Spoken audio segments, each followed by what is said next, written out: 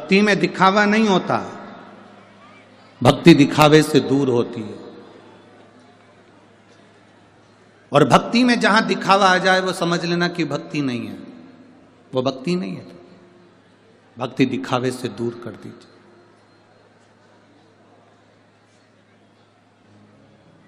एक बार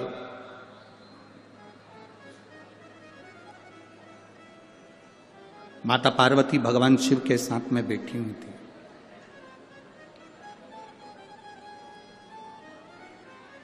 और माता पार्वती जब भगवान देव अधिदेव महादेव के साथ में विराजमान थी, थोड़ी देर बाद भगवान शंकर ने पार्वती जी से कहा, मैं भ्रमण कर कर आता हूं, तुम इस नंदन वन का दर्शन कर लो। तुम इस नंदन वन का दर्शन करो, मैं भ्रमण कर कर आता हूं। और नंदनवन किसको कहते हैं, हमने पहले भी कथा में कहा, नंदनवन काशी को कहते हैं।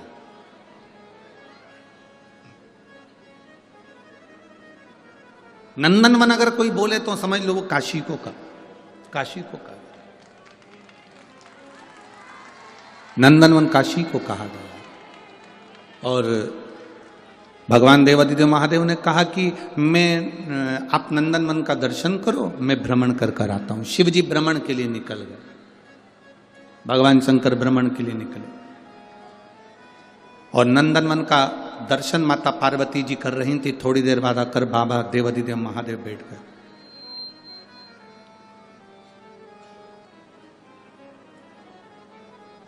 जैसे ही शिव जी बैठे, पार्वती जी पीछे से आकर उनके नेत्रों को बंद कर ली। जैसे ही नेत्रों को बंद करा, नेत्र का स्पर्श माता पार्वती जी के हस्त कमल से हुआ। आंख बंद करते से उनकी आंख से एक आंसू निकल गया। उस आंसू से एक बच्चे ने जन्म ले लिया जिसका नाम अंधकासुर। क्या नाम है उसका? अंधकासुर। उस बच्चे ने जो जन्म लिया उसका नाम अंधकासुर था। अब अंधक को गोदी में माता पार्वती जी ने लिया और पार्वती जी ने गोदी में लेकर भगवान शिव से कहा कि ये मेरा पुत्र है, आपके द्वारा प्रकट हुआ है, इसको मैं अपने पास रखूंगी। शिव जी ने मना कर दिया, नहीं पार्वती, ये मेरे नेत्र बंद करने के बाद प्रकट है। ये कथा हमको सीखने के लिए है। भूखे को भोजन कराना है, जीते जी करा दो। प्यासे को पानी पिलाना है, जीते जी करा दो। लंगर लगाना है, जीते जी लगा लो। हम उल्टे चलते हैं। मरने के बाद हम ब्राह्मण को घर में बुलाकर कहते हैं, सब लोग हम तुम्हें को भोजन करा दे, मेरे पूर्वजों को मिल जाएगा। शिव महापुराण की कथा कहती है, अपने जीते जी अपने हाथों से दान करते चलो, अपने जीते जी अपने हाथों से पुण्य करते चलो। आज किसी ने एक प्रश्न किया था, गुरुजी हम अपने पैसे को ऊपर तक कैसे ले जा सकते हैं? हम अपने धन को ऊपर तक कैसे ले जा सकते हैं? आज किसी ने प्रश्न किया कि हम हमारा धन ऊपर तक कैसे लेकर जाए। आपके पास कोई, जैसे आप शुगर का उपाय बता देते हो, जैसे आप बीमारी के उपाय बता देते हो, किडनी लीवर के उपाय बता देते हो, जैसे आप हर चीज़ के उपाय बता देते हो और लोग उसको कहते हैं कि आपने उपाय बताया, टोटका बताया, ये बताया, तो आपके पास कोई ऐसा उपाय है कि हमारा पैसा हम ऊपर ले जाएं?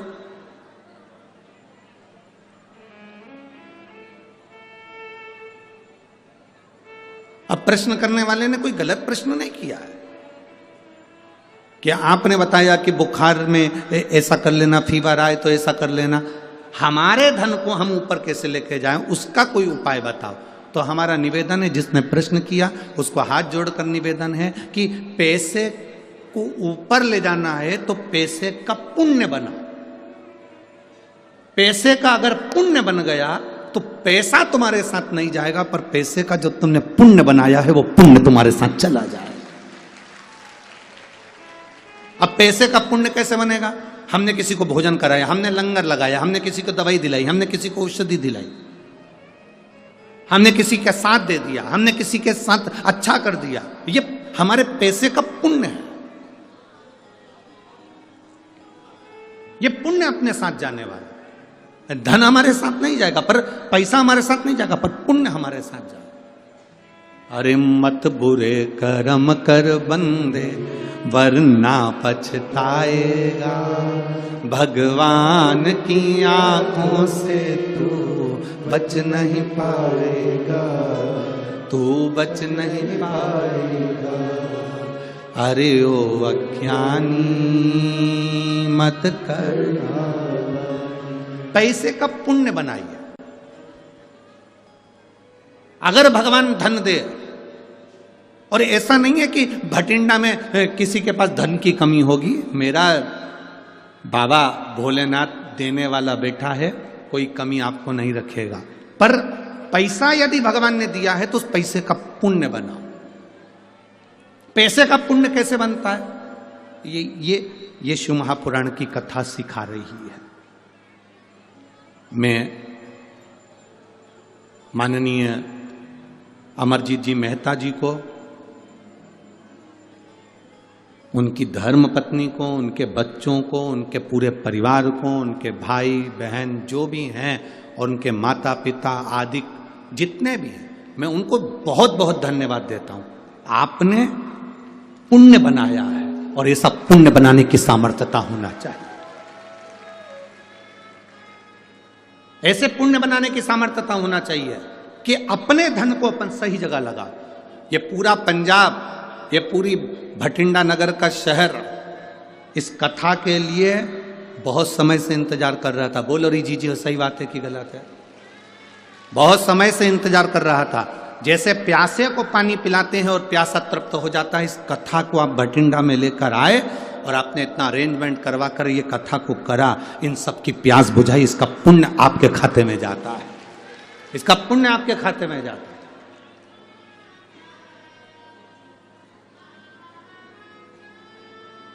लाख आप अपने बच्चों का ब्याह करना, लाख आप अपनी बेटियों का ब्याह करना, अपने भाई का ब्याह करना, इसका ब्याह करना, उसका ब्याह करना, जो आनंद आपने जो 7 दिन की शिव पुराण में लिया होगा, वो आनंद तो आपको विवाह में भी नहीं आएगा, क्योंकि ये भक्ति भगवान की है, ये अविरल भक्ति है, अविरल भक्ति। और भगवान अगर धन दे तो कहना मेहता जी अब एक बार कथा की ऐसी कृपा करना कि हम भी कदम से कदम मिलाकर एक बार फिर शिव महापुराण की कथा अपने भटिंडा में करा सके। ऐसी कृपा और दया की ना होती जो आदत तुम्हारी, दया की ना होती जो आदत तुम्हारी, तो सुनी रहती अदालत तुम्हारी, गरीबों के दिल में जो जगह तुम ना पाते, तो किस दिल में होती इबादत तुम्हारी। आपके मन में जो भाव हो उसको श्रेष्ठ बनाइए, श्रेष्ठ। जब श्रेष्ठ भाव प्रकट होगा तो शिव अपने आप प्रकट होगा, अपने आप। शिव को मिलने में देरी नहीं। भाव की शुद्धता रखना, शिव मिल, भाव की शुद्धता। शिव महापुराण की कथा कर रही है, भगवान शंकर का संवाद कर रहा है। पार्वती जी ने जैसे हाथ रखा, बालक उत्पन्न हुआ, उस बालक को उन्होंने लिया, उसका नाम अंधकासुर हुआ। शिव जी कह रहे हैं पार्वती इसको पुत्र मत मान,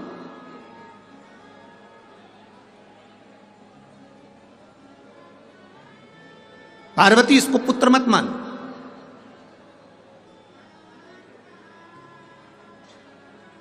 पार्वती इसको समुद्र में फेंक दे, फेंक इसको समुद्र में।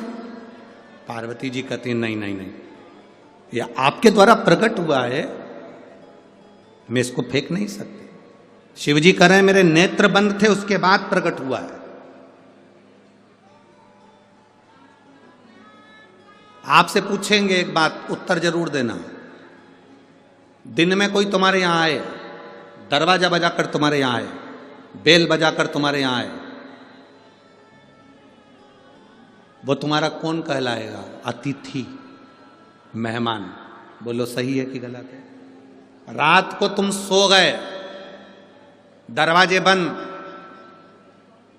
खिड़की में से कोई आए, अतिथि कहलाएगा? चोटा, वो अतिथि नहीं कहला, वो चोर कहलाएगा। दिन में आता, बेल बजा कर आता, दरवाजा बजा कर आता, हम उसको चाय भी पिलाते, भोजन भी कराते, अतिथि का आदर भी करते। अतिथि देवो भव। अब रात को आ रहा है, सब सो गए, खिड़की तोड़कर, दरवाजा तोड़कर पीछे से आ रहा है, तो वो अतिथि नहीं, वो चोर है। शिव जी कह रहे हैं मेरे नेत्र खुले होते और मैं इसको प्रकट करता तो मैं अपना पुत्र मानता, परंतु मेरे नेत्र बंद हो गए थे, तब ये प्रकट हुआ, इसलिए ये मेरा पुत्र नहीं है, ये असुर है। फेंक दे इसको समुद्र में, इसको समुद्र में फेंक।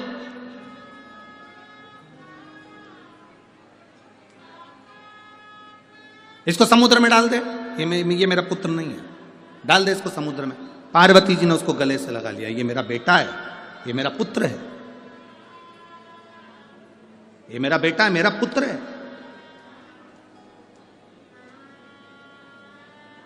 और यदि ये मेरा बेटा